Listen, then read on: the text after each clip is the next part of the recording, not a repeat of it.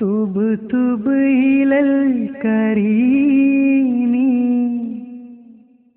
യാഫു അനിൽ ളുലൂമി ഇന്ദം യാ ലാഹി ഇന്ദം യാ ലാഹി തുബ് ഇലൽ കരീമി യാഫു അനിൽ ളുലൂമി ഇന്ദം. ഞാൻ കൂടുതൽ സംസാരിച്ചു പോകും. ജമീൽ കയുടെ വളരെ പ്രശസ്തമായ അത് ഒരു പ്രസംഗത്തേക്കാൾ ചിലപ്പോ 2, 3, 4 ദിവസം നമ്മൾ ലക്ഷക്കണക്കിന് ഉറുപ്പിക ചെലവഴിച്ച് ഒരുപാട് പ്രചരണ പ്രവർത്തനങ്ങൾ നടത്തി വലിയ വലിയ സമ്മേളനങ്ങളെക്കാൾ അദ്ദേഹത്തിന്റെ പാട്ട് അതിലപ്പുറം വലിയ സംഭവങ്ങളാണ് നമ്മോട് പറഞ്ഞത്. അത്രയേറെ ഞാൻ പറഞ്ഞല്ലോ, നമ്മൾ കഴിഞ്ഞ 10-30 കൊല്ലമായി അല്ലെങ്കിൽ 40 കൊല്ലമായി ഇവിടെയൊക്കെ നടത്തുന്ന പ്രവർത്തനങ്ങളുടെ ഒരു ആകത്തുക ഈ പാട്ടിലുണ്ട്. നമ്മൾ എന്താണ് പറയേണ്ടത്? അതാണ് ജമീൽ കയെ പോലെയുള്ള ഒരു കവിയുടെ ഏറ്റവും വലിയ പ്രത്യേകത. ആ പ്രശസ്തമായ പാട്ട് അബ്ദുള്ള പാട്ട്. അഖിലാണ്ഡനാഥനല്ലാഹുവാണെന്നാത്മാവിൽ വിശ്വസിപ്പോരെ, ആരാധ്യനായി അല്ലാഹു ഏകനല്ലാഹു മാത്രമതുപോരെ. പ്രാർത്ഥനയ്ക്കു പ്രത്യുത്തരമേകും അല്ലാഹുവിന്റെ നേരെ, അർത്ഥനയും ആരാധനയും ഏകറബ്ബിന്റെ നേർക്കു പോരെ. നിങ്ങൾക്കൊരല്ലാഹു പോരെ, നിങ്ങൾക്കൊരല്ലാഹു പോരെ, നിങ്ങൾക്കൊരല്ലാഹു പോരെ.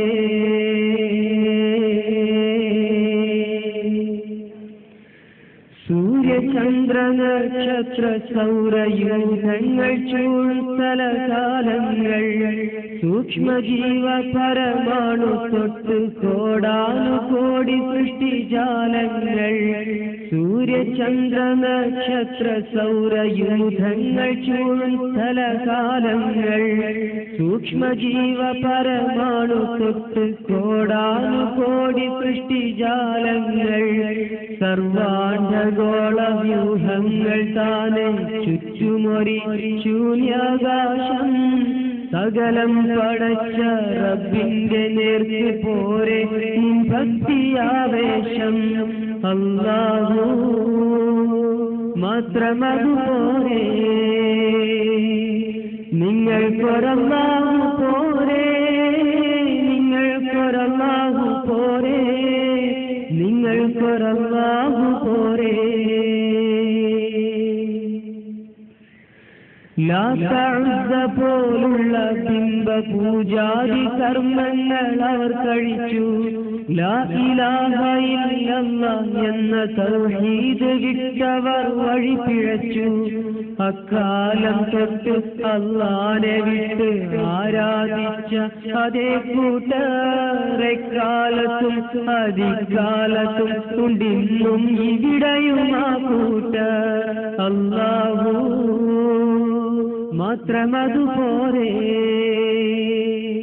നിങ്ങൾക്കൊരല്ലാഹു പോരെ, നിങ്ങൾക്കൊരല്ലാഹു പോരെ, നിങ്ങൾക്കൊരല്ലാഹു പോരെ.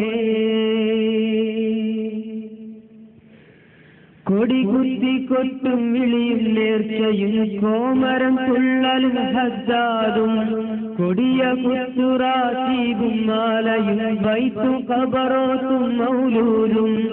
അല്ലാഹു വേണ്ടി അല്ലാത്ത നേർച്ച വഴിപാട് ശിർക്ക് ബിദ്അത്ത് എല്ലാം ഒഴിച്ച് അല്ലാന്റെ നേർക്ക് പോരെ നിന്റെ ഇബാദത്ത്. അല്ലാഹു മാത്രമതുപോരെ, നിങ്ങൾക്കൊരല്ലാഹു പോരെ, നിങ്ങൾക്കൊരല്ലാഹു പോരെ, നിങ്ങൾക്കൊരല്ലാഹു പോരെ.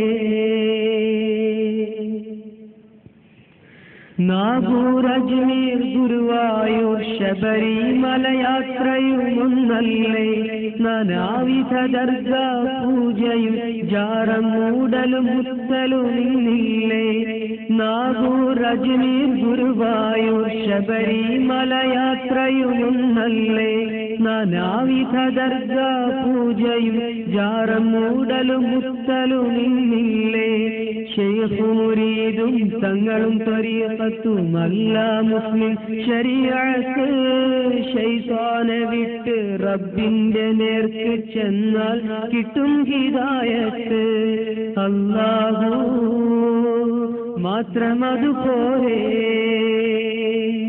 നിങ്ങൾക്കൊരല്ലാഹു പോരെ നിങ്ങൾക്കൊരല്ലാഹു പോരെ നിങ്ങൾക്കൊരല്ലാഹു പോരെ. ഈ പാട്ട് അദ്ദേഹം പുളിക്കൽ മുജാഹിദ് സമ്മേളനത്തിലാണ് ആദ്യം പാടിയത്. അതായത് വർഷം ഏതായാലും അത് വലിയ ചരിത്രമായിരുന്നു. കോഴിക്കോട്ട് മൗലാന ഷൗക്കത്തലിയുടെ അദ്ദേഹം തന്നെ പറഞ്ഞല്ലോ മൗലാന മുഹമ്മദ് അലിയുടെ ജന്മശതാബ്ദിയോടനുബന്ധിച്ച് നടന്ന ഒരു പരിപാടി. അതാണ് വലിയൊരു ചർച്ചയായത് ഈ പാട്ട്. കോഴിക്കോട് ആകാശവാണി ഈ പാട്ട് സംപ്രേഷണം ചെയ്തിട്ടുണ്ട്. അവർ വിചാരം ഇതൊരു മതസൗഹാർദ്ദ ഗാനമായിരുന്നു. അതിപ്പോ അത് അവർക്കത് അറിയില്ല. അങ്ങനെ ഒരു വിഷയം ഉണ്ടായിട്ടുണ്ട് കോഴിക്കോട്. പിന്നെ അത് ഈ പാട്ട് മുതലക്കുളം മൈതാനിൽ PK വാസുദേവൻ നായർ അന്ന് മുഖ്യമന്ത്രിയാണ്. അദ്ദേഹം പങ്കെടുത്ത പരിപാടിയിലാണ് ഈ പാട്ട് അവതരിപ്പിച്ചത്. അപ്പൊ ജമീൽക്ക അന്ന് ഓർക്കസ്ട്ര നടത്തുന്ന ഒരു രീതി, പിന്നീട് അദ്ദേഹത്തിന് ആ രീതി ഉണ്ടായിരുന്നില്ല. അപ്പോൾ സാധാരണ ഈ പാട്ടിന് പോകുന്ന ആളുകൾക്കറിയാം, അവര് ആ സദസ്സിന് പറ്റിയ പാട്ടാണ് പാടുക. ജമീൽക്കയെ സംബന്ധിച്ചിടത്തോളം ജമീൽക്കയുടെ പാട്ടാണല്ലോ. അപ്പൊ അദ്ദേഹത്തോട് ചില ആളുകളൊക്കെ പറയുന്നു നിങ്ങളുടേത് മാപ്പിളപ്പാട്ടല്ല, നിയമങ്ങൾ പാലിച്ച ഈ ലേഖനങ്ങളൊക്കെ എഴുതിയിട്ടുണ്ട്. അപ്പൊ അദ്ദേഹം അതിന് പറയും നമ്മൾ ഈ തർക്കിക്കേണ്ട ഒരു കാര്യമല്ല, എന്റേത് മാപ്പിളപ്പാട്ടാണെന്ന് ഞാൻ പറയുമ്പോഴല്ലേ നമ്മൾ തമ്മിൽ പ്രശ്നമുള്ളൂ. എനിക്ക് അങ്ങനെ വാദമില്ല, എൻ്റെ ഒരു പാട്ടാണ് എന്ന് അദ്ദേഹം പറയുന്നത്. അദ്ദേഹത്തിന്റെ പാട്ട് കൂടുതൽ ഇപ്പൊ ഈ പാട്ട് പാടുന്നത് നിങ്ങൾക്ക് അറിയാം, അദ്ദേഹത്തിന് മാത്രമേ പാടാൻ കഴിയൂ. അങ്ങനെ രീതിയിലാണ് അദ്ദേഹത്തിന്റെ പാട്ടിന്റെ ഒരു രീതി, സ്വന്തം തന്നെ ചിട്ടപ്പെടുത്തുന്നതാണ്. അപ്പോ അവിടെ അദ്ദേഹം ഈ പാട്ട് പാടുക. ഈ പാട്ട് പാടിയപ്പോൾ തന്നെ സദസ്സ് ആകെ പ്രശ്നമായി. കാരണം ഒരു ഗവൺമെന്റിന്റെ ഔദ്യോഗിക തലത്തിൽ നടത്തുന്ന ഒരു പരിപാടിയിൽ ഈ പാട്ട് പാടുന്ന ആലോചിച്ചു. ജമീൽക്കാക്ക് എല്ലാത്തിനും ഒരേ തളപ്പയാണ്. കങ്ങായാലും തെങ്ങായാലും മൂപ്പർക്ക് ചെയ്യേണ്ട ഒരു രീതിയിൽ അവിടെ അദ്ദേഹം അത് ആലോചിക്കാം. മാത്രമല്ല അദ്ദേഹം ഇതിനെ കുറിച്ച് പറയുന്ന കാര്യം, ഒരു പാട്ട് സാധാരണ ഇപ്പോ ഓ ദുനിയാക്കെ രഖ്വാലെ എന്ന മുഹമ്മദ് റഫീ സാഹിബിന്റെ പാട്ടിലെ മെഹൽ ഉദാസിന് റഫീ സാഹിബ് ഒരുപാട് ശൈലി പാടിയിട്ടുണ്ട്. അത് ആ വരികൾ കൊണ്ട് റഫീ സാഹിബിന്റെ ഒരു ഇഷ്ടമാണ്. അതേപോലെ ജമീൽക്കാക്ക് ഇതിന് ഇഷ്ടമുള്ള ചില വരികളുണ്ട്. നാഗൂർ അജ്മീർ ശബരിമല ഗുരുവായൂർ യാത്രയുമൊന്നല്ലേ നാനാവിധ ദർഗാ പൂജയും ചാറമൂടലും മുത്തലും ഇന്നില്ലേ ശൈഖും മുരീദും തങ്ങൾ തരീക്കത്തും അല്ലാ മുസ്ലിം ശരീഅത്ത് ശൈത്താനെ വിട്ട് റബ്ബിന്റെ നേർക്ക് ചെന്നാൽ കിട്ടും ഹിദായത്ത് നിങ്ങൾക്കൊരല്ലാഹു പോരേ നിങ്ങൾക്കൊരല്ലാഹു പോരേ. ജമീൽക്ക ഈ ശൈലിയിലാണ് പാടുന്നത്. സാധാരണ ഞാൻ കേട്ടിട്ടുള്ളത്. ഇപ്പൊ റെക്കോർഡിൽ വേറെ ശൈലിയാണ്. അബ്ദുള്ള കേട്ടത് ജമീൽക്ക റെക്കോർഡ് പാടിയതാണ്. അപ്പോ ഈ പാട്ട് വീണ്ടും നാഗൂർ അജ്മീർ അദ്ദേഹത്തിന് ഇഷ്ടമാണ് ആ പ്രാസൊക്കെ. അതിങ്ങനെ അതിനനുസരിച്ച് പ്രശ്നവും കൂടും. അപ്പൊ നിങ്ങൾ ആലോചിക്കേണ്ട വിഷയം അവിടെയാണ്. അങ്ങനെ ആ സമയത്ത് അവിടെ കുറെ ആളുകൾ അദ്ദേഹത്തെ ആക്രമിക്കാൻ വന്നു. ആ സമയത്ത് പ്രശ്നമുണ്ടായ സമയത്താണ് PK ഇടപെട്ട് പറഞ്ഞത്. അദ്ദേഹം നേരത്തെ പറഞ്ഞൊരു മതമൈത്രി ഗാനമല്ലേ എന്നൊക്കെ PKക്ക് ഇതൊന്നും മനസ്സിലാവില്ല. അതായത് ഇപ്പൊ നമുക്കല്ലേ ഇപ്പൊ ഇതൊക്കെ മനസ്സിലാവും. അങ്ങനെ അവിടെ പ്രശ്നം ഉണ്ടായ സമയത്ത് അവിടെ പറയാണ് പാട്ടുകാരൻ മാപ്പ് പറഞ്ഞാൽ പരിപാടി തുടരാം. നമ്മളെ ഇപ്പോൾ നടക്കുന്ന ഗാനമേളകളൊക്കെ പ്രശ്നം ഉണ്ടാവാറുണ്ട്. അത് ഇതേപോലെ വിഷയമൊന്നുമല്ല. പാട്ടിന്റെ ആശയം ഗ്രഹിച്ചത് നമ്മുടെ നാട്ടിൽ പ്രശ്നം ഉണ്ടാവാറുണ്ട്. കഴിഞ്ഞ ഞായറാഴ്ച എന്റെ നാട്ടിലൊരു ഗാനമേള ഉണ്ടായി, ആരോ നടത്തിയ തുടങ്ങിയത് മുതൽ അവസാനം വരെ തല്ലാണ്. ഒരു പാട്ട് പോലും ആരും കേട്ടില്ല. അവിടെ ഒരു തൗഹീദ് ഗാനം പാടിയതൊന്നും അല്ലല്ലോ. നിങ്ങൾ ആലോചിച്ച് നോക്ക്. പ്രശ്നങ്ങൾ നമ്മൾ ഇപ്പം ഉണ്ടാകുന്ന പ്രശ്നങ്ങൾ, ഇപ്പം കുടുംബസമേതം ഒരു പരിപാടിക്ക് അവിടെ പോകാറുണ്ട്. എന്തിന്? ഞാൻ കരുതി ഇത്ര തല്ലൊക്കെ കാണുമ്പോൾ ഞാൻ വിചാരിച്ചു ഈ ഏതോ ചങ്ങാതിന്റെ പെങ്ങന്മാരെ അപമാനിക്കുകയെ ബാപ്പനെ പറയുക അങ്ങനെയൊക്കെയുള്ള നാട്ടിൽ തല്ലുണ്ടായിരുന്നു. ഇതൊന്നുമല്ല. ഏതോ ഒരു പാട്ട് പാടിയപ്പോൾ മറ്റവൻ അങ്ങോട്ട് ചവിട്ടി ഡാൻസ്.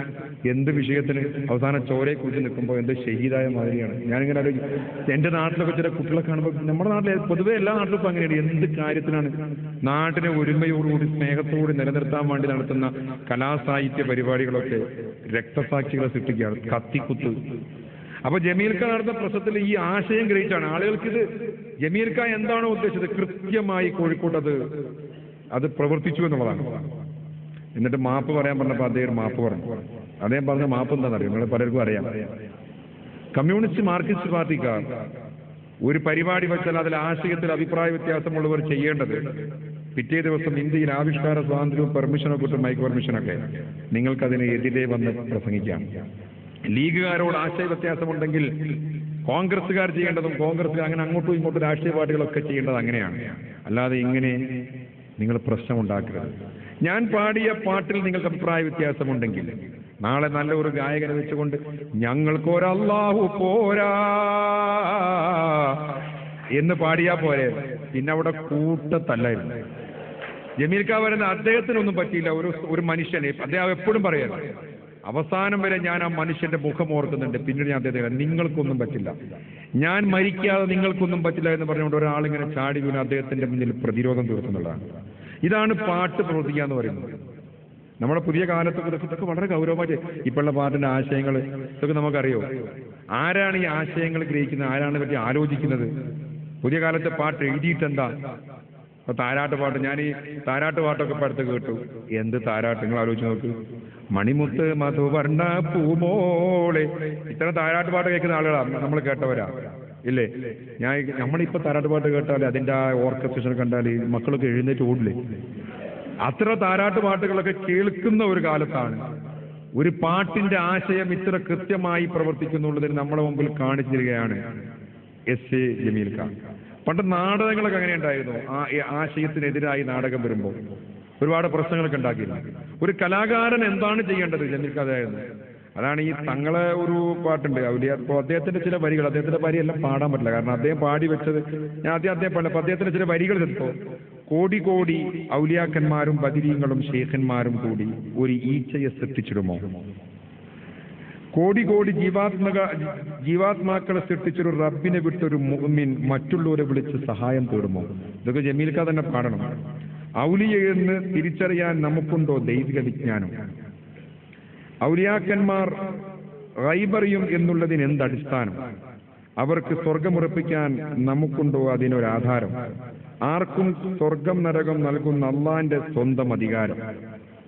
എത്ര നമസ്കാരം, നോമ്പ്, സക്കാത്തെല്ലാം ചെയ്ത് നടന്നാലും, എല്ലാ കൊല്ലവും ഹജ്ജിന് പോയി മുഴുവൻ പാപവും കഴുകിക്കളഞ്ഞാലും, ഏഴാകാശവും ഭൂമിയും നിറയെ നന്മകൾ നീ ചെയ്തെന്നാലും, ഇത്തിരി ശിർക്ക് കടന്നാൽ സകലവും വെള്ളത്തിലാവുമെന്നോർത്താലും.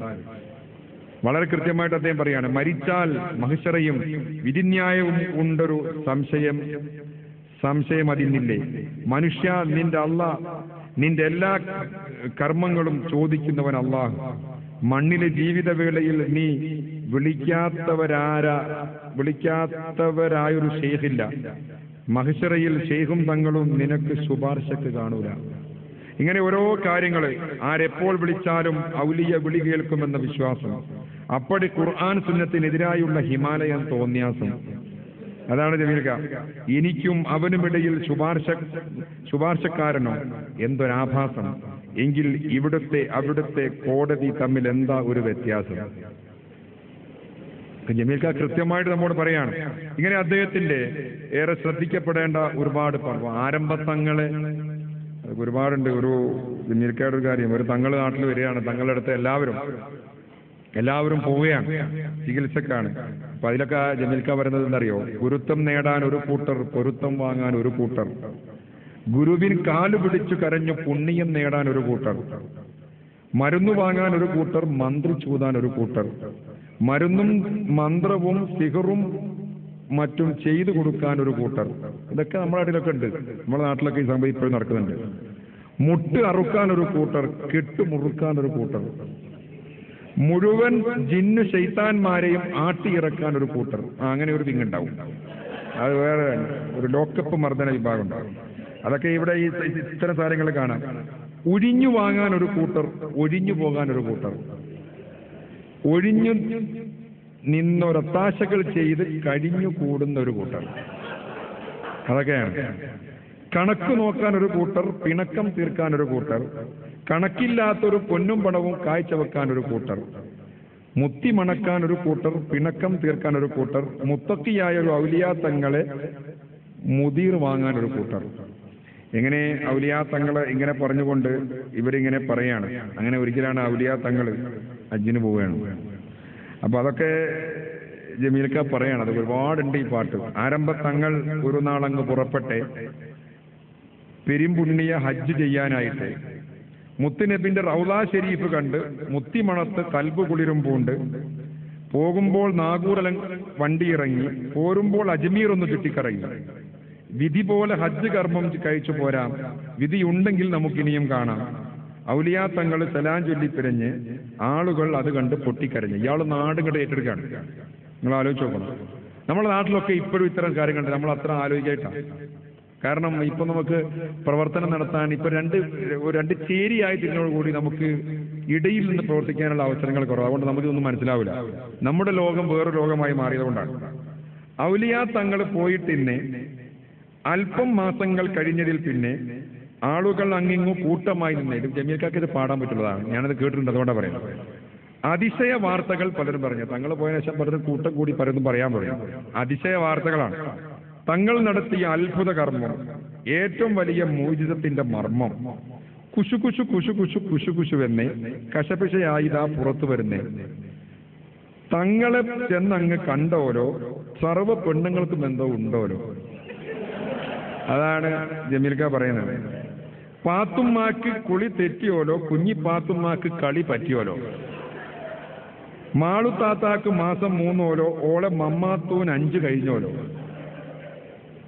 അങ്ങേലെ കജ്ജുമ്മാക്കുണ്ടോലോ അത് ഇങ്ങേലെ ദിജാത്തു കണ്ടോലോ. ആമിന കോക്കാനം വന്നോലോ കുഞ്ഞി ആഴ്ചാക്കും അത് വന്നോലോ.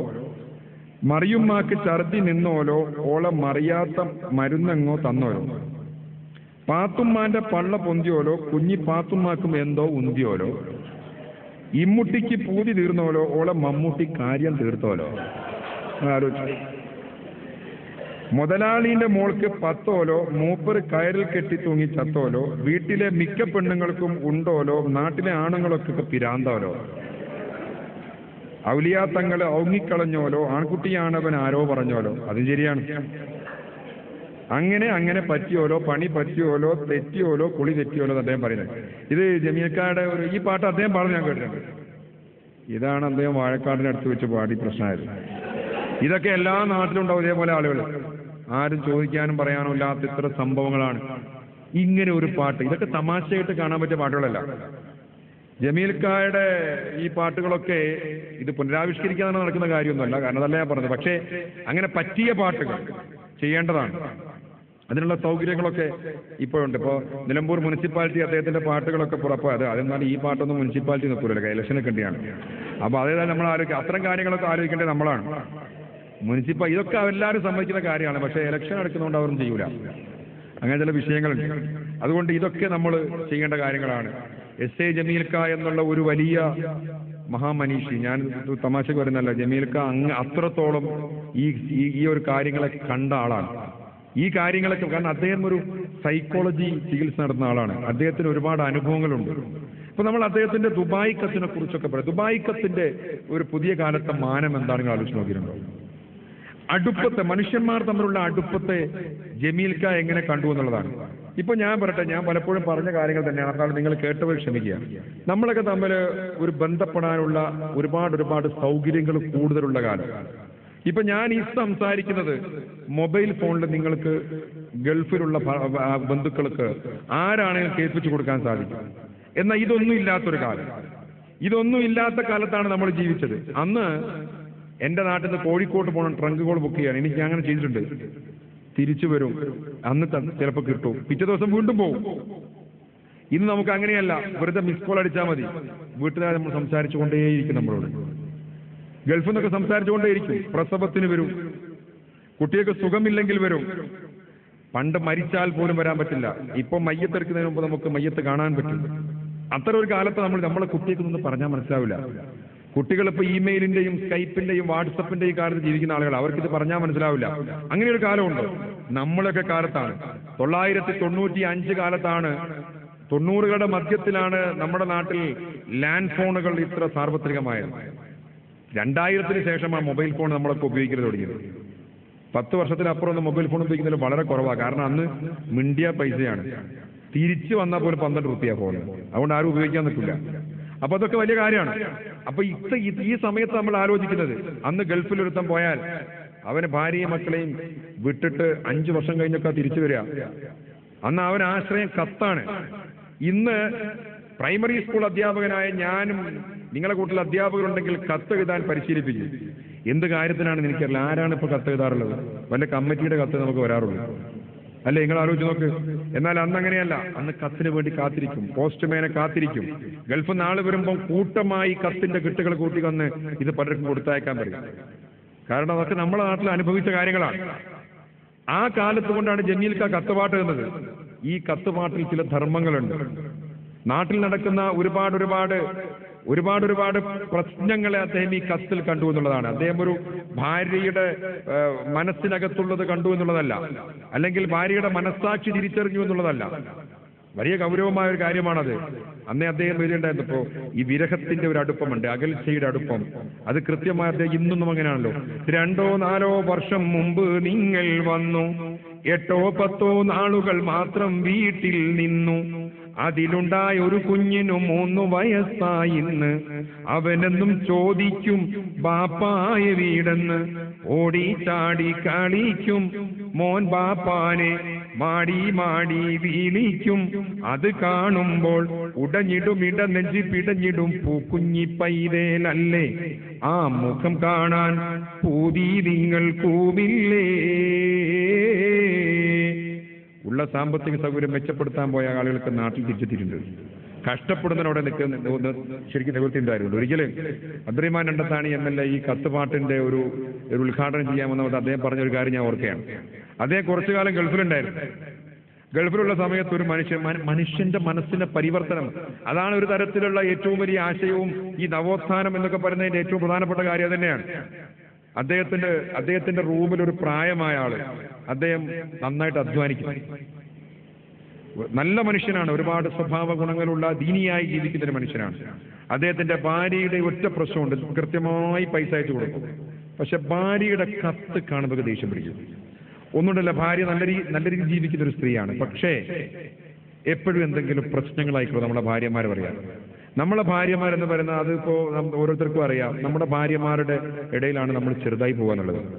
വലിയ ചാനൽ ജഡ്ജാന്ന് പറഞ്ഞ കാര്യമില്ല. എന്റെ ഭാര്യക്ക് ഞാൻ ഒരിക്കൽ പറയട്ടെ, പട്ടുറുമാൽ റിയാലിറ്റി ഷോ നടക്കുന്ന സമയത്ത് 1ാമത്തെ സീസൺ കഴിഞ്ഞപ്പോൾ 2ാമത്തെ ഇപ്പൊ എന്റെ വീട്ടിൽ നിന്നപ്പോൾ മക്കൾ പറയും, ഇവിടെ അതൊന്നും കാണാറില്ല, ഉമ്മ നമ്മൾ വേറെ പരിപാടിയാണ് കാണലെന്ന് പറയും. അപ്പൊ ഞാനുള്ളത് കൊണ്ടാണ് ഇപ്പൊ ഇന്നത് കാണാൻ പറ്റിയെന്നൊക്കെ എന്റെ മക്കൾ എന്നോട് പറഞ്ഞു. നമ്മൾ ആ സമയത്ത് വീട്ടിൽ കാണുമല്ലോ. അപ്പൊ ഒരു ദിവസം പട്ടുറുമാൽ തീരാൻ സമയത്ത് എന്റെ അടുത്ത് എന്റെ ഭാര്യ ചോദിച്ചു, ഈ പട്ടുറുമാലിന് ഇനി 2ാം സീസൺ ഉണ്ടോ? അപ്പൊ ഞാൻ ചോദിച്ചു, ഇതൊക്കെ കാണലോടെ എനിക്കെന്താ എന്തൊരു മാറ്റം വന്നത്, പാട്ടിനൊക്കെ പറ്റി പഠിക്കാനും? അല്ല, അതൊന്നും വിചാരിക്കണ്ട, നിങ്ങൾ ഈ എടുങ്ങറിൽ ഇനി ഉണ്ടോന്ന് അറിയാൻ വേണ്ടിയാണ് എന്നോട് പറയണ്ടേ. അപ്പൊ നമ്മള് സ്ത്രീകളുടെ ഒരു രീതി അതാണ്. അപ്പൊ അതുകൊണ്ട് ഞാൻ പറഞ്ഞു വന്നത്, ഈ പ്രശ്നങ്ങൾ പരാതികളും എത്ര നമ്മൾ പൈസ അയച്ചു കൊടുത്താലും അവർക്ക് എന്തെങ്കിലും വിഷയം ഉണ്ടാവും. നിങ്ങൾക്കെന്തോ ഓർമ്മ ഉണ്ടോ? 2 മക്കളെ കെട്ടിക്കാനായില്ലേ, ഇയാൾക്കല്ലാണ്ട് വെക്കത് ഓർമ്മ ഉണ്ടായിട്ട് ഒരു കാര്യമുണ്ട്. നിങ്ങൾ ആലോചിച്ച് നോക്കി, ഇങ്ങനെ കത്തെഴുതിക്കൊണ്ട്. അപ്പൊ അതുകൊണ്ട് തന്നെ എന്റെ ഭാര്യയുടെ കത്താണെങ്കിൽ അതവിടെ വെക്കുന്നൊരു ഇയാൾ റൂമിൽ നിന്ന്. അങ്ങപ്പോഴാണ് ഈ കത്തുപാട്ട് ഇറങ്ങുന്നത്. ഈ കത്തുപാട്ട് ഇങ്ങനെ വെച്ച സമയത്ത് കുറേ ഇങ്ങനെ കേട്ടപ്പോ എങ്ങനെ ഞാൻ പറയും, എല്ലാം ഓർത്തിട്ടെന്നും ഞാൻ കരയും. ഈ കത്തിന് ഉടനടി ഒരു മറുപടി തന്ന് സങ്കടം തീർത്തിടണം. ഇടയ്ക്കിടെ എന്നെയും ഓർത്തിടണേ. ഈ പാട്ട് ഇങ്ങനെ റൂമിൽ ഇവർ വെച്ചപ്പോ പിന്നെ അദ്ദേഹം ഇവരൊക്കെ കാണാതെ ഭാര്യയുടെ കത്ത് വായിക്കൽ തുടങ്ങി. ഒരു വല്ലാത്ത വിരഹം, ഒരു അടുപ്പമുണ്ട് ഈ അദ്ദേഹത്തിന്റെ വരികൾക്ക്. അത് ജമീൽക്കയുടെ ഒരു കാര്യമാണ്. ഞാൻ പറഞ്ഞു വരുന്നത് ഇതിന്റെ മറുപടിയെക്കുറിച്ചാണ്. മറുപടി നമ്മുടെ നാട്ടിൽ നടക്കുന്ന ഒരുപാട് പ്രശ്നങ്ങൾ അദ്ദേഹം ജനങ്ങളുടെ മുമ്പിൽ അവതരിപ്പിച്ചു എന്നുള്ളതാണ്. ഇപ്പോഴത്തെ കാലികമായ ഈ ഒരു അവസ്ഥയിൽ നിങ്ങൾ ഈ പാട്ടിനെ കുറിച്ച് ആലോചിച്ച് നോക്കുക. ഈ പാട്ട് അശ്ലീലമാണെന്ന് പറഞ്ഞ് എഴുതിത്തള്ളിയവരുണ്ടായി. അതിലൊരു പ്രഗത്ഭരായ ആളുകൾ വരെയുണ്ട്. പക്ഷേ അദ്ദേഹം ചില കാര്യങ്ങൾ ജനങ്ങളുടെ മനസ്സിൽ തുറന്നു പറയുന്നത്. നമ്മുടെ ഇന്നത്തെ അവസ്ഥ എന്താണ്? കാലികമായി നടക്കുന്ന ഇത്തരം വിഷയങ്ങൾ എന്താണ്? പ്രിയപ്പെട്ട ഖലീഫ ഉമർ റളിയല്ലാഹു അൻഹു പ്രജകളുടെ ക്ഷേമം അന്വേഷിച്ച് അദ്ദേഹം ഇങ്ങനെ നടക്കും. അങ്ങനെ പല സംഭവങ്ങളും നമ്മൾ കേട്ടിട്ടുണ്ട്, നമുക്കറിയാം, നമ്മൾ പഠിച്ചിട്ടുണ്ട്. പാലിൽ വെള്ളം ചേർക്കുന്ന ഉമ്മയെ തടയുന്ന മകൾ, അങ്ങനെ ഒരുപാട് സംഭവങ്ങൾ ഒരു വീട്ടിൽ വെച്ച്. ഇവിടെ പണ്ഡിതന്മാരുള്ളത് കൊണ്ട് അവരാണ് എന്നെക്കാൾ ഇത് പറയേണ്ടത്. ഒരു വീട്ടിൽ വെച്ച് ഒരു പെണ്ണൊരു പാട്ട് പാടുകയാണ്, ഏത് പുരുഷനെയും ആകർഷിക്കുന്ന തരത്തിൽ. ആ തരത്തിൽ പാട്ട് പാടിയപ്പം അവളെ പിറ്റേന്ന് വിളിച്ചു വരുത്തി, നീ എന്താണ് ആ പാട്ട് പാടി? അവളൊന്നും മിണ്ടിയില്ല. ഭീഷണിപ്പെടുത്തി ചോദിച്ചപ്പോ പിന്നെ ചോദിച്ചത്, നിന്റെ ഭർത്താവിന് എന്താണ്? നിങ്ങളെ പട്ടാളത്തിലാണ്. എത്ര കാലമായി പോയിട്ട്? ഇത്ര കാലമായി. എത്ര ഒരു പെണ്ണിന് ഭർത്താവിനെ പിരിഞ്ഞു നിൽക്കാൻ പറ്റും? അവൾ അഭിപ്രായം പറഞ്ഞു. അതിനുശേഷം നിയമം കൊണ്ടുവന്നില്ലേ, കൃത്യമായി അവധി, പട്ടാളക്കാർക്ക് അവധി എന്ന നിയമം. ഈ ഒരു സംഭവത്തോട് ചേർത്ത് നിങ്ങൾ ദുബായ് കത്തിനെ കാണുമ്പോഴാണ് SAJV ഒരുപാട് കാര്യങ്ങൾ നമ്മോട് പഠിപ്പിക്കുന്നത്. പെണ്ണിന്റെ ആവശ്യമറിയാത്തൊരു ഭർത്താവ്, പൊണ്ണൻ അവനാണവളുടെ തെറ്റിന്റെ കർത്താവ്, അവസരമാണ് ആവശ്യത്തിന്റെ മാതാവ്, അതിനിടെ കൊടുക്കുന്നവൻ വിഡ്ഢികളുടെ നേതാവ്. കേൾക്കുന്നില്ലേ നമ്മൾ കാണുന്നില്ലേ, കേൾക്കുന്നില്ലേ നമ്മൾ കാണുന്നില്ലേ, സംഭവം അതുമിതും അവിഹിതം പലതും നടന്നിട്ടില്ലേ, ഇപ്പോഴും നടക്കുന്നില്ലേ, ഇനിയും നടക്കുകയില്ലേ. അബുദാബിയിലുള്ളോരെഴുത്തുപെട്ടി. ഭൂതം ഭാവി വർത്തമാനമൊക്കെ പഠിപ്പിക്കാൻ പറ്റിയ സാധനം ഈ പാട്ട്. നടക്കുന്നില്ലേ, നടന്നിട്ടില്ലേ, ഇനിയും നടക്കുകയില്ലേ എന്നൊക്കെ പറയുന്നത് വളരെ എളുപ്പത്തിൽ കുട്ടിക്ക് കാര്യം മനസ്സിലാവും.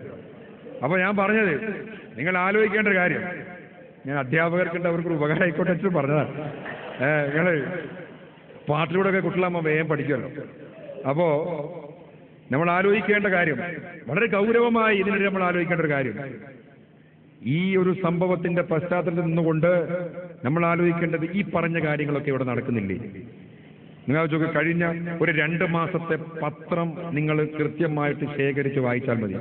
എത്ര പേർ ഒളിച്ചോടി പോകുന്നു ഓട്ടോറിക്ഷക്കാരുടെ കൂടെ അവിടെയും ഇവിടെയൊക്കെ ആയിട്ട്. വലിയ ഗൗരവമായ കാര്യങ്ങളാണ്. അത് മാത്രമല്ല, ഗൾഫിൻ്റെത് പോട്ടെ, അല്ലാതെ എത്ര പ്രശ്നങ്ങൾ നടക്കുന്നത് നമ്മുടെ നാട്ടിൽ.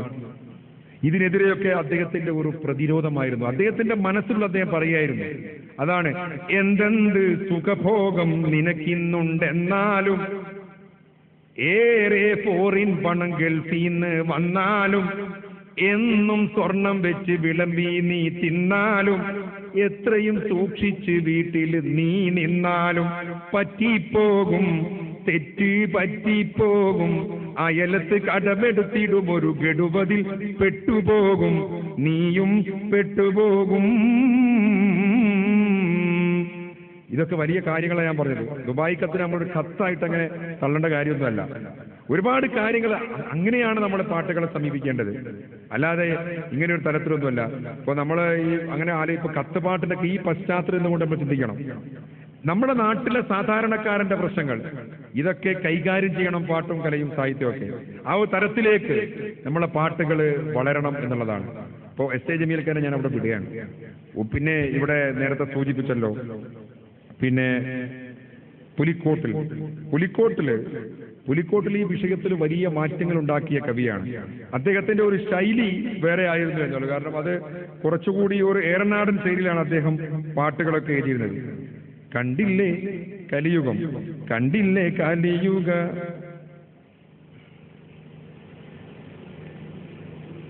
കണ്ടില്ലേ കലിയുഗത്തുള്ള നടപടി ദോഷം കൊണ്ടല്ലേ ജനങ്ങൾക്കിന്നാളിൽ വന്ന കഷ്ടപ്പാടൊന്നും നാളെ മഹിഷറയിലും തടി നഷ്ടപ്പെട്ടിടുമറിഞ്ഞോളീൻ. പണ്ടവനുണ്ടെന്നുള്ള തീരുണം വിട്ടൊടിഞ്ഞ് പരിശുദ്ധ മാതം പറ്റക്കി കാക്കൂക്കി മറിந்து കൊണ്ടുള്ള പലവാദ പ്രതിവാദമുതിർത്ത് കോനവൻ കാലാമാതിൽ പോരോട് മാറ്റി പീഡിത്ത് മുത്തിന് ബിന്റെ ഹദീസും എടുക്കൂല, മഹാന്മാർകൾ സ്വത്തിനടുത്തത് കാത്തു കൊടുക്കൂല, ഈഹലോക സ്ഥാനവും മാനം കോതിത്തും ദാനവും ധർമ്മം ഓടിത്തും പലിശ പറ്റി തിന്നും. ഇതൊക്കെ ഈ പലിശ എന്നൊക്കെ പറയുന്ന വലിയ വിഷയമാണ്. ഇന്നത്തെ ഏറ്റവും വലിയ ഒരു പ്രശ്നം ഞാൻ മനസ്സിലാക്കുന്നത്, ജനങ്ങളോട് സംസാരിക്കേണ്ട ഏറ്റവും വലിയ പ്രശ്നം പണത്തിനോടുള്ള ആർത്തിയാണ്. നമ്മുടെ ഏറ്റവും വലിയ പ്രശ്നം പണത്തിനുള്ള ആർത്തിയാണ്. കലാകാരന്മാർ ഈ മേഖലയിലാണ് ഏറ്റവും കൂടുതൽ പ്രവർത്തിക്കേണ്ടത്. അക്കാലത്ത് അദ്ദേഹം പലിശയെക്കുറിച്ച് പറയണം. ഇന്ന് പലിശ ഇല്ലാത്ത എന്താ അവിടെ നടക്കുന്നത്? ഇവിടെ അടുത്തുള്ള ഒരു കവി പണ്ട് എഴുതി വെച്ചിട്ടുണ്ട്, പച്ചക്കള്ളം പറഞ്ഞിട്ട് നടത്തണ കച്ചവട മരുതേ, 10 11 പലിശ എടുത്തിട്ട് പറ്റിക്കലു വരുതേ. വെള്ളം മലിനപ്പെടുത്തല്ല, വൃക്ഷങ്ങൾ വെട്ടി നശിപ്പിക്കല്ല. ഈ പണത്തിന് വേണ്ടി നമ്മൾ ചെയ്യുന്ന കാര്യങ്ങളൊക്കെ ഒരു സാലിഹായ അമലായിട്ട് നമ്മൾ ചെയ്യുന്ന ഒരു കാര്യമാണ് റിയൽ എസ്റ്റേറ്റ്. ഇപ്പൊ അങ്ങനെയാണ്, സാലിഹായ അമലായിട്ടാണ് പലരും ചെയ്യുന്നത്. അതിനൊരു കുഴപ്പമൊന്നുമില്ല, മര്യാദയ്ക്ക് ചെയ്യുകയാണെങ്കിൽ. പച്ചക്കള്ളം പറഞ്ഞിട്ട് നടത്തണ കച്ചവട വരുതേ. ഇല്ലാത്ത സ്ഥലത്തേക്ക് റോഡ് ഉണ്ടാവും നമ്മൾ പറയും, വെള്ളം കിട്ടുമെന്നും പറയും. അവിടെ ചിലപ്പോ ആ പ്രദേശം ഒട്ടാകെ വെള്ളം കിട്ടുന്നുണ്ടാവില്ല. 10 ലക്ഷത്തിന്റെ മുതൽ 50 ലക്ഷം കയറ്റി നമ്മൾ പറയും. 40 ലക്ഷം ആർക്കാണ് പോകുന്നത്? സാധാരണക്കാരന് ഒരു 5 സെന്റ് സ്ഥലമോ ഒരു വീടോ വെക്കാൻ പറ്റാത്ത അവസ്ഥ. ഇവിടെയൊക്കെ അല്ലേ ഇത്തരം കാര്യങ്ങൾക്കെതിരെ പ്രതികരിക്കേണ്ടത്? നിങ്ങൾ ആലോചിച്ച് നോക്ക്. വളരെ ഗൗരവമായിട്ട് കളവ്, ഇതൊക്കെ പരിശോധനയുടെ വിഷയമല്ല. ഇതെല്ല മനസ്സിലാക്കാവുന്ന നാടകത്തെ പണ്ട് ഉസ്മാൻ സാഹിബ് ഒക്കെ ഉണ്ടാക്കിയ നാടകമുണ്ട്. ഒരു പെണ്ണ്, മാപ്പിള പെണ്ണ് ഭർത്താവിനോട് പറയാണ്, ഭർത്താവ് ഒരു ആചാരാണ്, അദ്ദേഹം വീട്ടിൽ നിന്ന് ഈ നാടകം കണ്ടോളാരുടെ ചോദ്യത്തിൽ കയറി. ഞാനത് വായിച്ചതാ. പിന്നെ 50 വർഷങ്ങൾക്ക് മുമ്പുണ്ടായിരുന്നു. സുന്നി മുജാഹിദ് തർക്കമാണ് ഈ നാടകത്തിലെ പ്രധാന പ്രതിപാദ്യ വിഷയം. നിലമ്പൂർ ആയിഷാത്തകെ ഈ നാടകം അഭിനയിച്ചുകൊണ്ടിരിക്കെ ഫറോക്കിൽ വെച്ച് ഒരു മുസ്ലിം സ്ത്രീ നാടകം അഭിനയിച്ചുകൊണ്ട് സ്റ്റേജിലേക്ക് വെടിവെച്ചു. അന്ന് അവരൊന്ന് തെന്നി മാറിയത് കൊണ്ടാണ് കഴിഞ്ഞ വർഷത്തെ അവാർഡ് വാങ്ങിയത് സംസ്ഥാന ഗവൺമെന്റിന്റെ. നിങ്ങൾ ആലോചിച്ച് നോക്കണം. അങ്ങനെ ഒരുപാട് എന്താ പറയാ ചരിത്രത്തിൽ നാടകമാണ്. ആ നാടകത്തിൽ കണ്ട് ഒരു ആചാര്യ വീട്ടിൽ നിന്ന് പുറത്തു പോകാൻ പറയാണ്, എടീ വേലായുധൻ പൈസ കൊണ്ടുത്തരും, അത് വാങ്ങി വെക്കണം. അപ്പോൾ പെണ്ണുങ്ങൾക്ക് ഇതൊന്നും അറിയില്ലത്. ഇപ്പൊ അങ്ങനെ പറഞ്ഞു, നമ്മളെ പലിശന്റെ പൈസ അല്ലേ ഇയാൾക്ക് ഈ ഏർപ്പാടുണ്ട് ആചാര്യ. മണ്ടരുത് ഹാംക്കെന്ന് പറയും, ലാഭം എന്ന് പറയുന്നത്. ലാഭം എന്ന് പറയുന്നത് നമ്മളിപ്പോ അങ്ങനെയല്ലേ, ആരോ പലിശ എന്ന് പറയുന്നത് ലാഭമാണ്. ലാഭം വാങ്ങുക, ലാഭം കൊടുക്കുക, അതൊക്കെ ലാഭമെന്ന് പറയും. നിങ്ങൾ ആലോചിച്ച് നോക്കുക, നമ്മുടെ നാട്ടിൽ നടക്കുന്ന മുഴുവൻ കാര്യങ്ങളാണ്. ഇതിനെതിരെയൊക്കെ അക്കാലത്ത് പുലിക്കോട്ടിൽ പ്രതികരിച്ചാണ് പലിശക്കെതിരെ. നോട്ടിരട്ടിപ്പ്, എത്ര പ്രശ്നങ്ങളാണ് നമ്മുടെ നാട്ടിൽ നടക്കുന്നത്. ഇതിന്റെ പേരിൽ ആത്മഹത്യകളാണ്, ആർഭാട കല്യാണങ്ങൾ. അപ്പോ ഞാനിതിപ്പോ അങ്ങനെ പറയില്ല, ഞാൻ ഈ അടുത്ത കാലത്ത് ഒരു കല്യാണത്തിന് പങ്കെടുത്തു. ഞാൻ അവനെ വലിയൊരു കല്യാണത്തിൽ പങ്കെടുത്തു ഇങ്ങോട്ട് പറയാൻ വേണ്ടി പറയുന്നല്ലോ കേട്ടോ, അങ്ങനെ വിചാരിക്കണ്ട. ഞാനത് അന്വേഷിച്ച് നോക്കുന്നേരം അതിന്റെ പെൺവീട്ടുകാർ ചെലവാക്കിയത് ചുരുങ്ങിയ പൈസയാണ്, 5 കോടി രൂപയാണ്. അവിടുത്തെ ഗാനമേളക്ക് 45 ലക്ഷം. കാരണം അതിൽ വായിക്കാൻ പോയ ഒരാളെ ഞാൻ ചോദിച്ചു, എത്ര ഉറുപ്പിയിട്ട്? എന്നോട് പറഞ്ഞ മാഷെ 45 ലക്ഷമാണ് അവിടെ മൊത്തം ചെലവ്. ഞാൻ പോയ കല്യാണത്തിൽ തന്നെ ഒരു പ്ലേറ്റ് തൊട്ടാൽ 2000 രൂപയാണ്. ഞാൻ എന്റെ കൂടെ എന്തായിരുന്ന വണ്ടിയുടെ ഡ്രൈവറോട് എന്റെ പെങ്ങളെ മോനോട് പറഞ്ഞു, മോനെ നന്നായിട്ട് അടിച്ചു മിന്നിക്കോ, 4000 രൂപയ്ക്ക് നമ്മൾ രണ്ടാമത് കഴിക്കാൻ പോകുന്നു. നാട്ടിൽ ഇതൊക്കെ ഈ പണത്തിന്റെ ഒരു പ്രശ്നമാണ്. പണം ഉള്ളവർക്ക് ഇങ്ങനെ ചെലവഴിക്കാമോ? ആലോചിച്ചു. ഇതിനോട് മത്സരിക്കുകയാണ് സാധാരണക്കാരൻ ഇതിനോട് മത്സരിക്കുകയാണ്. എന്നിട്ട് ആചാരങ്ങൾ കൂട്ടുക, അനുഷ്ഠാനങ്ങൾ കൂട്ടുകയാണ്, പല പ്രശ്നങ്ങളും കൂട്ടുകയാണ്. നിങ്ങൾ ആലോചിച്ച് നോക്ക്. ഞാനൊരു പാട്ട് കേട്ടിട്ടുണ്ട്, ഞാൻ ഈ വിഷയം ബന്ധപ്പെട്ടല്ല ഇത് പറയുന്നത്. നബി തിരുമേനിയുടെ പുത്രി ഫാത്തിമ ബീവിയുടെ കല്യാണമല്ലേ നമുക്ക് മാതൃക. അലിയാരെ കല്യാണ പുതുമ ചൊല്ലാം, മലർമുത്ത് ഫാത്തിമത്തിൻ കല്യാണമേ കല്യാണമേ. മാതാവില്ല പുള്ളിപ്പട്ട് തുണിയുമില്ല. അന്നൊക്കെ ഈ മാതാവ് വലിയ തുണിയാണ്, പട്ട് തുണിയാണ്. മാതാവില്ല പുള്ളിപ്പട്ട് തുണിയുമില്ല, മുട്ടില്ല വിളിയില്ല ചിരിയുമില്ല. മുട്ടും വിളിയ അന്നത്തെ ഗാനമേള. കേരളീയ പശ്ചാത്തലം കൊണ്ട് ഇയാൾ എഴുതുകയാണ്. ഒപ്പനയില്ല കൈമുട്ടില്ല കളിയുമില്ല, കൽബിന്റെ മുട്ടും തട്ടുമില്ലാതെയില്ല ഇല്ലാതെയില്ല. കൽബിന്റെ മുട്ടും തട്ടും അല്ലാതെ നമുക്ക് എന്താ വേണ്ടത്? ഇങ്ങനെ പാട്ടുകൾ എഴുതി നമ്മളിത് കേട്ടപ്പോൾ, ഈ പാട്ടൊക്കെ നിങ്ങൾ ഇങ്ങനെ കേട്ടിട്ടുണ്ടോ? നിങ്ങൾ ഇങ്ങനെ ആലോചിച്ചിട്ട് എനിക്ക് അറിയില്ല. ഇനി ഇത് കേട്ടുമ്പോൾ ഇതൊക്കെ ഒന്ന് ആലോചിച്ച് നോക്കണം. എത്ര മനോഹരമായിട്ടാണ് ഈ കാര്യങ്ങളൊക്കെ നമ്മോട് പറഞ്ഞത്. ആർഭാടങ്ങൾക്കെതിരെ, അനാചാരങ്ങൾക്കെതിരെയൊക്കെ കൃത്യമായി ശബ്ദിക്കേണ്ടത് നമ്മളാണ്. വളരെ സീരിയസ് ആയ ഒരു കാര്യമാണ്. സ്ത്രീധനം എന്നുള്ളത് നമുക്കൊരു വിഷയമല്ല. സ്ത്രീധനം എന്നുള്ളത് തന്നെ ഇപ്പൊ അങ്ങനെ ഏറ്റവും വലിയൊരു സുഖം എന്ന് വെച്ചാൽ ഇപ്പോ പൊന്നിന് വില കൂടിയത് കൊണ്ടാണ്, അല്ലാതെ ഇത് മോശമായിട്ടൊന്നുമല്ല. ഇപ്പൊ കണക്ക് അങ്ങനെയുള്ള ചില പൊപ്പാറ് സ്ത്രീധനം വാങ്ങാറില്ല. ഞാനിപ്പോ ഒന്നും ചോദിക്കാറില്ല എന്നറിയും. പൊന്നിന് വില കുറഞ്ഞു നോക്കട്ടെ. പൊന്നിന് വില കുറഞ്ഞു. ഇപ്പൊ പൊന്നിന് ഒരു സ്റ്റഡി ആയിട്ടൊരു വിലയില്ലാത്തത് കൊണ്ടാണ്, അല്ലെങ്കിൽ കുറച്ച് സാധാരണക്കാരന്റെ പരിധിക്ക് അപ്പുറമാണ് പൊന്നിന്റെ വില. പണ്ട് KG സത്താർക്ക് ഒരു പാട്ട് പാടി, പെണ്ണിനൊരു മാപ്പിള കിട്ടണമെങ്കിൽ സ്ത്രീധനം മുമ്പിൽ വെച്ചോ. പൊൻപണ്ടം വേണ്ടതൊക്കെ മുമ്പ് കരുതിക്കോ. ഉന്നത തറവാട്ടുകാരനെന്ന സമ്മതി നേടിക്കോ. ഈ 3 കാര്യം നല്ലൊരു ഈമാൻ കൊണ്ട് മനസ്സിലുറച്ചോ. അതിനായി പെൺമക്കളെ പെറ്റവർ പൈസ കരുതിക്കോ. ഇതൊന്നും കഴിയാത്ത കൂട്ടര് പെണ്ണിനെ മുക്കിലിരുത്തിക്കോ. അഴകുള്ളൊരു പെണ്ണാണെങ്കിലും സ്ത്രീധനമില്ലാതെങ്ങിനെ ചെക്കൻ മംഗല്യം ചെയ്യും. നാട്ടിൽ നിവർന്നു നടക്കേണ്ടേ. ചുമ്മാ കിട്ടുന്ന പൈസ കളയാൻ കൽവിൽ തോന്നണ്ടേ. പെണ്ണിനൊരു മാപ്പിള കിട്ടണമെങ്കിൽ സ്ത്രീധനം മുമ്പിൽ വെച്ചോ. കല്യാണ ചന്തയിൽ പെണ്ണിനെ വിൽക്കലുമാണിനെ വാങ്ങലും ചോറ്. കഷ്ടം ഈ നിയമം മാറ്റിമറിക്കണതെന്നാണ്. സൗഖ്യം കിട്ടാൻ ഈ പൈസയുടെ മോഹം നീങ്ങണതെന്നാണ്. ഇതൊക്കെ നമ്മുടെ നാട്ടിൽ നടന്ന കാര്യങ്ങളാണ്. ഇപ്പോഴും ഉണ്ട് ഒരുപാട് കഷ്ടപ്പെടുന്ന ആളുകൾ. അവിടെ ISM പോലെയുള്ള സംഘടനകൾ അല്ലെങ്കിൽ നമ്മുടെ സലഫി പ്രസ്ഥാനമൊക്കെ വഹിക്കുന്ന പങ്ക് വളരെ വലുതാണ്. ഞാൻ ഈ അടുത്തൊരു കല്യാണ ഒരു വീട്ടിൽ ചെന്നപ്പോൾ എനിക്ക് അവിടെ കോളിംഗ് ബെൽ അമർത്തിയപ്പോൾ ഞാൻ ആകെ ഞെട്ടിപ്പോയി.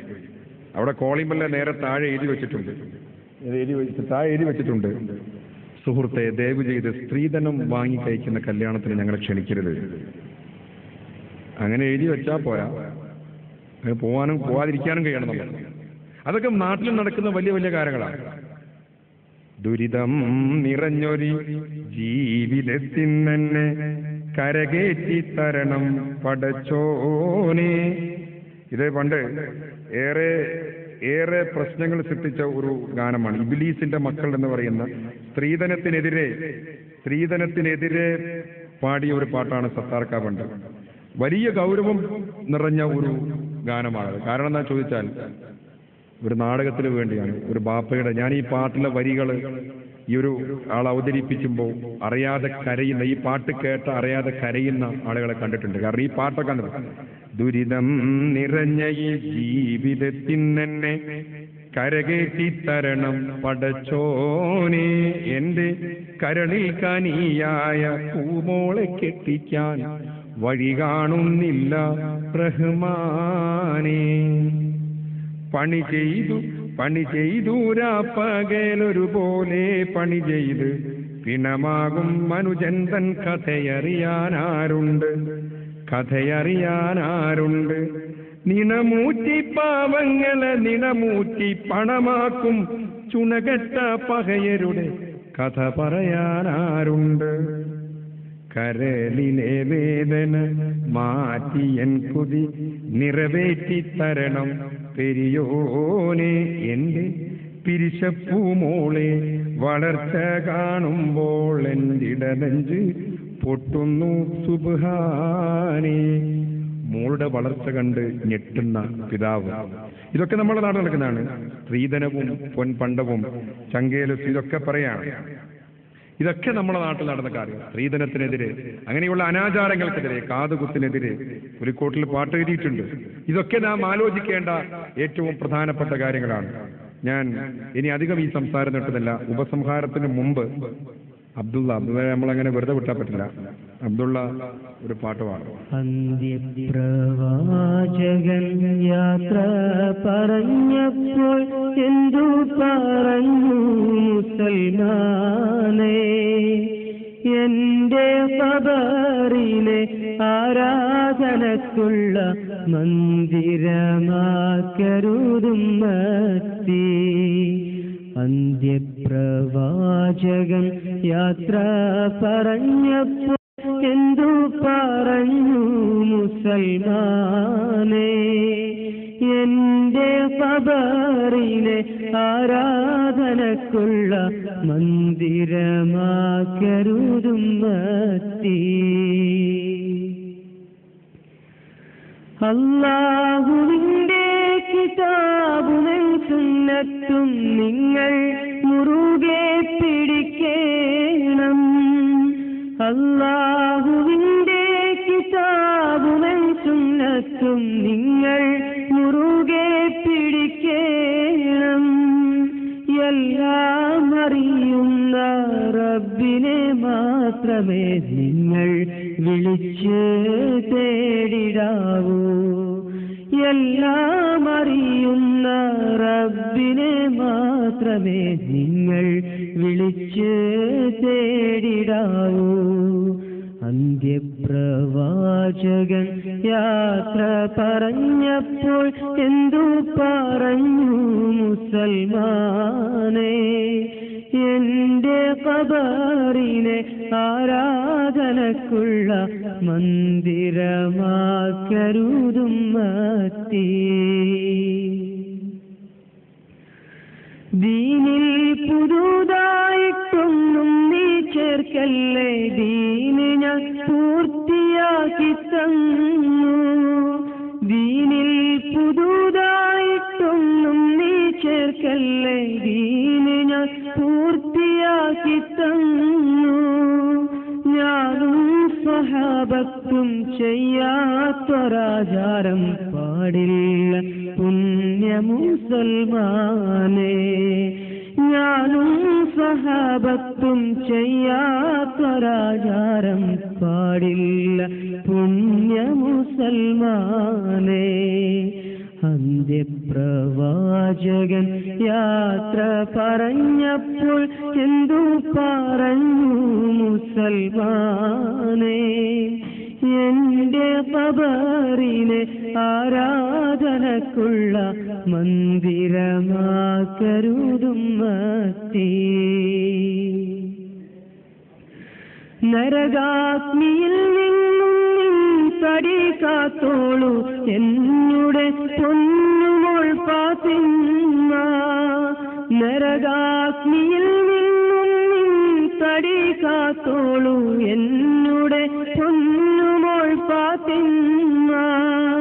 നിന്നെ നരകത്തിൽ നിന്നും രക്ഷിക്കുവാൻ എന്നാൽ കഴിയില്ല ഫാത്തിമ.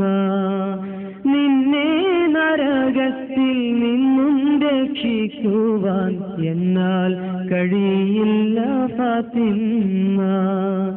അന്ത്യപ്രവാചകൻ യാത്ര പറഞ്ഞപ്പോൾ എന്തു പറഞ്ഞു മുസൽമാനെ?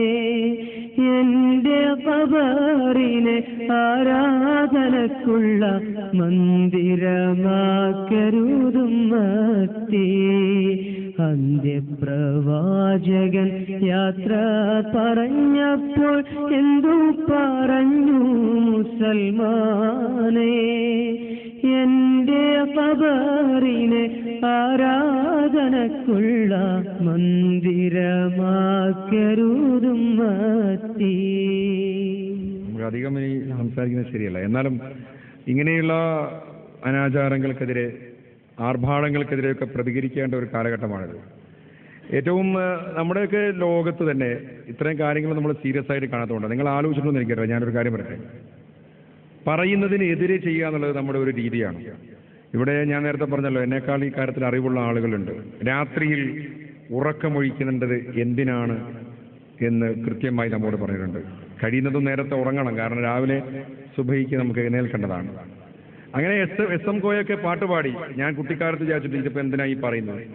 പാതിരയോളമുറക്കമൊഴിഞ്ഞ് നടക്കല് നന്നല്ല, നന്നല്ലാത്തത് നന്നോർത്ത് നടക്കല് നന്നല്ല, ഇങ്ങനെയുള്ള പാട്ടൊക്കെ ഉണ്ട്. ഈ അടുത്ത കാലത്ത് നമുക്ക് ഈ വിഷയം മനസ്സിലായത്. നമ്മളത് ചെയ്യുമ്പോഴാണ് ഇതിനെതിരാണ് പറഞ്ഞ് നമ്മൾ ആലോചിച്ചാൽ മതി. പണ്ടൊരാള് ബസ്സിൽ കയറുമ്പോൾ അദ്ദേഹം ചെറിയ കുട്ടിയോട് മുമ്പിൽ വിട്ടു പറയാം, മോനെ കയ്യും തലയും പുറത്തിട്, കാല് പുറത്തിട്, ഇങ്ങനെ പറയുന്നത്. അപ്പോൾ വേറെ വെച്ചു, എന്താണ് മനുഷ്യൻ നിങ്ങൾ ഈ പറയുന്നത്? നിങ്ങൾ ഇങ്ങനെ എന്തിനാണ് ഈ പറയാൻ നിൽക്കുന്നത്? ഈ കുട്ടിയോട് അങ്ങനെ പറയണം. ഞാൻ പറയുന്നതിനെതിരെ ഓൻ ചെയ്യുള്ളൂ. ഓൻ കണ്ടോ ഇപ്പൊ അതിടുന്നില്ലല്ലോ. നിങ്ങൾ ആലോചിച്ച് നോക്ക്. പുറത്തിടരുന്ന് പറഞ്ഞാൽ അപ്പിടും. അതേപോലെ നമ്മളൊരു രീതി. പാതിരയോളം ഉറക്കം കുറച്ച് ഭക്ഷണം കഴിക്കാനാണ് നമ്മോട് പറഞ്ഞത്. ഇപ്പൊ എന്റെയൊക്കെ തടി കണ്ടാൽ തന്നെ അറിയാം എതിരായി ചെയ്യുന്ന ആളുകളാണ്. നിങ്ങൾ കുറച്ച് ഭക്ഷണം കഴിക്കുക, നമ്മൾ കൂടുതൽ പ്രവർത്തിക്കുക, നമ്മൾ ഉറങ്ങേണ്ട സമയത്ത് ഉറങ്ങുക. ഇപ്പോൾ നിങ്ങളൊക്കെ സംഘടനാ പ്രവർത്തകരാണ്. തിരുവനന്തപുരത്ത് നിന്ന് അല്ലെ തൃശ്ശൂരിൽ നിന്ന് കോഴിക്കോട്ടേക്ക് വരുമ്പോൾ ഭക്ഷണം രാത്രി ഒരു 12 മണി കഴിഞ്ഞാൽ കിട്ടുമെന്ന് വെച്ചാൽ കുറ്റിപ്പുറം പാലം കഴിയട്ടെ, അവിടെ തന്നെ കച്ചവടം. ഇതൊക്കെ അനുസരിക്കേണ്ട തലമുറ അല്ലെങ്കിൽ സമൂഹം ഏറ്റവും കൂടുതൽ അന്തി ഉറങ്ങുന്ന പ്രദേശമാണ് കുറ്റിപ്പുറം പാലത്തിന്റെ ഇങ്ങോട്ട്. അവിടെയാണ് രാത്രി കച്ചവടം കൂടുതൽ. 6 മണിക്കാണ് തുടങ്ങുക. ശ്രദ്ധിച്ചിട്ടുണ്ടോ? ഇപ്പൊ 6 മണിക്കാണ് കച്ചവടം തുടങ്ങുക. എന്നിട്ട് നേരം പുലരുവോളും. ഭക്ഷണം അമിതമായി രാത്രി കഴിക്കരുത്, അമിതമായി ഭക്ഷണം കഴിക്കരുത്, കിടന്നുറങ്ങണം എന്നൊക്കെ പറയുന്ന സമൂഹത്തോടാണ്. ഇതൊക്കെ ഇപ്പോഴത്തെ കാലത്ത് നിങ്ങളുടെ കൂട്ടത്തിലുള്ള എഴുത്തുകാർ, ഇപ്പോൾ നമ്മൾ എസ് എ ജമീൽക്കയെ കുറിച്ച് പറഞ്ഞു, പുലിക്കോട്ടിലൊക്കെ അവരൊക്കെ അവരുടെ ധർമ്മം നിർവഹിച്ചിട്ടുണ്ട്. ഉബൈദ് മാഷ് ചെയ്തിട്ടുണ്ട്.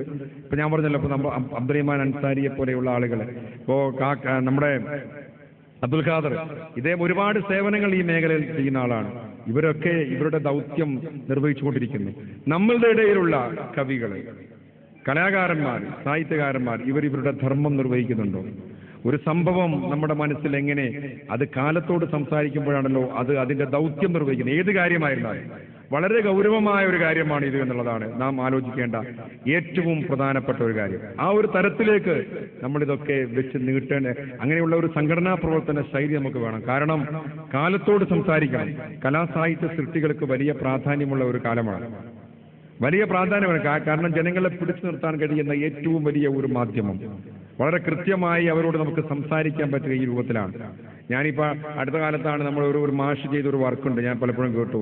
ഈ നമ്മുടെ കണക്കിലെയും കെമിസ്ട്രിയിലെയും ഒക്കെ ചില കാര്യങ്ങളൊക്കെ പാട്ട് രൂപത്തിലാക്കി CD ആക്കി. അതെന്തുകൊണ്ടാണെന്ന് ചോദിച്ചാൽ അത് ആളുകൾ കൃത്യം ഗ്രഹിക്കാൻ വേണ്ടിയാണ്, അല്ലാണ്ട് പറഞ്ഞ ആളുകൾക്ക് മനസ്സിലാവില്ല. അതുകൊണ്ട് ഇത്തരം ധർമ്മം നമ്മൾ കല, സാഹിത്യം, സാംസ്കാരിക പ്രവർത്തനം, ഇതിന്റെ ധർമ്മം കൃത്യമായി നമ്മൾ നിർവഹിക്കേണ്ടതുണ്ട്. പുതിയ കാലത്തിന് അനുയോജ്യമായ രീതിയിൽ വിഷ്വൽ മീഡിയയും ഇൻഫർമേഷൻ ടെക്നോളജിയൊക്കെ വളർന്ന കാലത്ത് ഇതിന്റെ ദൗത്യം നമ്മൾ നിർവഹിക്കുന്നുണ്ടോ? ഇതിന്റെ സൗന്ദര്യം നമ്മൾ കാണുന്നുണ്ടോ? നിങ്ങൾ ആലോചിച്ച് നോക്കണം. ഇതിന്റെ സാധ്യതകൾ. ഇതിനെതിരെ പ്രസംഗിച്ചുകൊണ്ടൊന്നും കാര്യമല്ല. ഞാൻ പലപ്പോഴും ആലോചിക്കാറുണ്ട്, എന്റെയും നിങ്ങളുടെയും വീട്ടിലെ കുട്ടികൾ അവർ കാണുന്നതും കേൾക്കുന്നതും എന്താണ്? വാർത്ത വായിക്കാൻ, വാർത്തകൾ കേൾക്കാൻ അവർക്കൊരു താല്പര്യമില്ല. അവരപ്പോൾ എഴുന്നേറ്റ് പോകും. അവർ കാണുന്നത് എന്താ നിങ്ങൾ ശ്രദ്ധിച്ചിട്ടുണ്ടോ? പ്രാദേശിക ചാനലുകൾ വഴി പുറത്തുവിടുന്ന ആഭാസകരമായ നൃത്ത രംഗങ്ങളുള്ള പാട്ടുകൾ, അല്ലെങ്കിൽ അവർ കാണുക സിനിമകൾ, ഹൊറർ സിനിമകളാണ്. രക്തത്തിൽ കുളിച്ചു കിടക്കുന്ന ഒരാളെ റോഡിൽ കണ്ടാൽ മദ്രസയിലേക്ക് പോകുമ്പോൾ അവർ മൈൻഡ് ചെയ്യില്ല. കാരണം അവർ സിനിമയിൽ അതിലും വലിയ കാണുന്നതാണ്. ഇതൊക്കെ വലിയ കാര്യങ്ങളാണ് നമ്മുടെ നാട്ടിൽ. നിങ്ങൾ ആലോചിച്ച് നോക്കിയിട്ടുണ്ടോ? ഫീൽ എന്ന് പറയുന്ന കാര്യവും ഒന്ന് ആർക്കും ആരോടും ഒരു സ്നേഹമോ അങ്ങനെയുള്ള ഒരു പ്രശ്നമൊന്നും ഇല്ലാത്ത, ഫീൽ എന്ന് പറയുന്നത് ആർക്കും ആരോടും ഇല്ലാത്ത ഒരു കാലത്താണ്. ആർക്കും ആരെയും കണ്ടുകൂടാത്ത ഒരു കാലം. ഇതിനെതിരെ പ്രതിരോധം സൃഷ്ടിക്കുകയാണ് പുതിയ കാലത്ത് നമ്മൾ ചെയ്യേണ്ടത് എന്നുള്ളതാണ്. നിങ്ങൾ ആലോചിച്ച് നോക്ക്, ദൃശ്യാവിഷ്കാരം നടത്താൻ നമുക്ക് സാധിക്കില്ലേ? ഈ പ്രകൃതിയുടെ രഹസ്യം. ഞാൻ എൻ്റെ കുട്ടിക്കാലത്ത് റഹീം മൗലവി കുറ്റിയാടി, ഒണ്ടൊസഖി, ഒരു കുലമുന്തിരിയൊക്കെ എഴുതിയ അദ്ദേഹത്തിന്റെ പ്രശസ്തമായ ഒരു ഭക്തിഗാനമുണ്ട്. എൻ്റെ കുട്ടിക്കാലത്ത് ഞാൻ കേട്ടിട്ടുണ്ട്. വട്ടം കറങ്ങുന്ന ഗോളങ്ങൾ, വിണ്ണിൽ വെട്ടിത്തിളങ്ങുന്ന താരങ്ങൾ, മണ്ണിൽ വെട്ടം ചൊരിയുന്ന ദീപങ്ങൾ, മുട്ടിത്തകേരാതെ പൊട്ടിപ്പിളരാതെ സൃഷ്ടിച്ചത് ഈ മണ്ണിലാരാണ്? അല്ലാഹു അല്ലാഹു അല്ലാഹു ലാ ഇലാഹ ഇല്ലാഹു വൽ ഹയ്യുൽ ഖയ്യൂം ലാ ഹൗല വലാ ഖുവത ഇല്ലാ ബില്ലാഹി. പാടും കുയിലും മയിലുണ്ട്, കാട്ടിലോടി കളിക്കുന്ന മാനുണ്ട്. ഇതൊക്കെ നമ്മളെ കേട്ടവാ. ഇതൊക്കെ ദൃശ്യാവിഷ്കാരം നടത്തിക്കൂടെ? ഈ പ്രകൃതിയിലെ ഈ ഹരിത ഭംഗി, ഈ പ്രപഞ്ചത്തിന്റെ രഹസ്യം ഇതൊക്കെ തന്നെയാണ്. അങ്ങനെയാണ് തൗഹീദിലേക്കും വിശ്വാസത്തിലേക്കും ആളുകളെ നയിക്കേണ്ടത് എന്നുള്ളതാണ്. ആ ഒരു തരത്തിലുള്ള ഒരു നവോത്ഥാന പ്രവർത്തനങ്ങളാണ് നമ്മൾ നടത്തേണ്ടത് എന്നത് വളരെ ഗൗരവമായ ഒരു കാര്യമാണ്. വളരെ വളരെ ഗൗരവമായി നമ്മൾ ആലോചിക്കണം ഇതിൽ എന്തൊക്കെ നമുക്ക് ചെയ്യാൻ പറ്റുന്നുള്ളത്. ഇപ്പൊ മനുഷ്യനെ നന്മയിലേക്ക് നയിക്കണമെങ്കിൽ പീഡിപ്പിക്കണം എന്നുള്ളതാണ്. മനുഷ്യനെ നന്മയിലേക്ക് നയിക്കണമെങ്കിൽ ഇപ്പോൾ ഞാൻ പലപ്പോഴും ആലോചിക്കാറുണ്ട്, മരണത്തെക്കുറിച്ച് നമ്മൾ പറഞ്ഞാൽ മാത്രം, മരണത്തെക്കുറിച്ച് നമ്മൾ പറയുന്നത് അങ്ങനെ തന്നെയാണ് മനുഷ്യനെ ഒരു പരിധി വരെ നിയന്ത്രിച്ചിരിക്കുന്നത്. മരണത്തെക്കുറിച്ച് പരന്തിരി ചുമ്മാ വിട്ട് ചൊങ്കിൽ നടക്കുന്ന ശുചാത്ത് നമുക്കുണ്ട് നാട്ടിലെ, കഥ എന്തെന്നറിവുണ്ടോ നാളെ കിടക്കുന്ന കബറെന്ന ഭയങ്കര വീട്ടിലെ, കബറെന്ന ഭയങ്കര വീട്ടിലെ മെത്ത പിരിഞ്ഞ് നമുക്ക് കാട്ടിലാറടി മണ്ണാണ്, ചേലിൽ ചെന്ന് കിടക്കണ നമ്മുടെ മേലെ വരുന്നത് കല്ലാണ്. എനിക്കൊരു അനുഭവം ഉണ്ടായി. പട്ടർമാൽ റിയാലിറ്റി ഷോയിൽ പ്രവർത്തിക്കുന്ന സമയത്ത് ഒരിക്കലും TK ഹംസക, അദ്ദേഹം ഈ ഒരു സരസനാണ്, അദ്ദേഹത്തിന് ഇത്തരം കാര്യങ്ങളൊക്കെ അദ്ദേഹത്തിൻ്റെ കാഴ്ചപ്പാടുണ്ട്. അദ്ദേഹം വന്നപ്പോൾ ഒരു കുട്ടി പാട്ട് പാടുന്നു. ഈ പാട്ട് രണ്ടാമത്തെ ഒരു കുട്ടി പാടുമ്പോൾ പാടുന്നത് എന്താണെന്നറിയോ? പള്ളിക്കാട്ടിലാണ് നാളെ മണിയറ, കനമുള്ള കല്ലതിൻ്റെ മേലെ. മൂന്നാമതൊരു കുട്ടി പാടുകയാണ്, കെട്ടുകൾ മൂന്നും കെട്ടി, ഇങ്ങനെ പാടുകയാണ്. പിന്നെ വരുന്ന പാട്ടൊക്കെ ഇതേപോലെ, മരണം നമ്മിൽ ഫർളാണല്ലോ മർത്യർക്കത് ചിന്തിക്കാൻ ഒഴിവില്ലല്ലോ.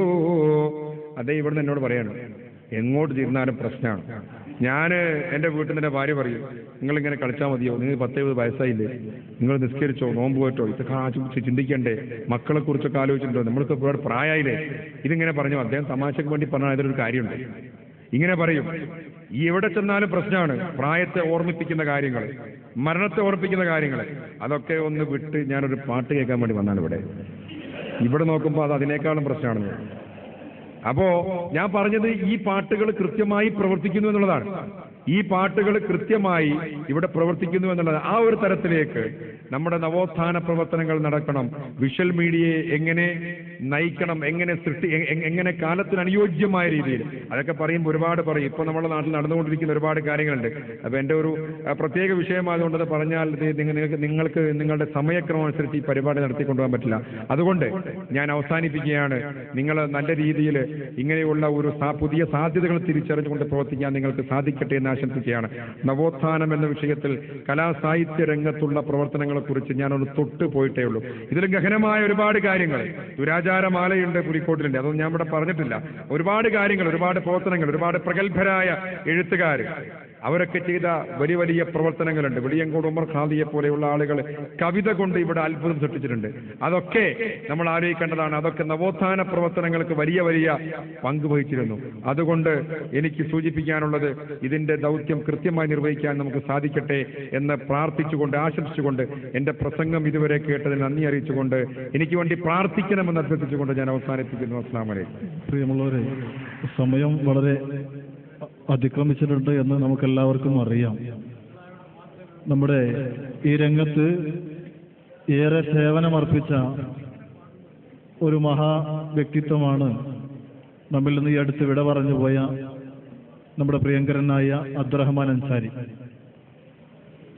പക്ഷേ അദ്ദേഹത്തിൻ്റെ പല ഗാനങ്ങളും മുഖ്യധാരയിലേക്ക് എത്താനുള്ള ശ്രമങ്ങൾ നമ്മൾ നടത്തിയിട്ടില്ല എന്നത് ഖേദപൂർവം ഇവിടെ ഓർക്കുകയാണ്, നിങ്ങളുമായി പങ്കുവെക്കുകയാണ്.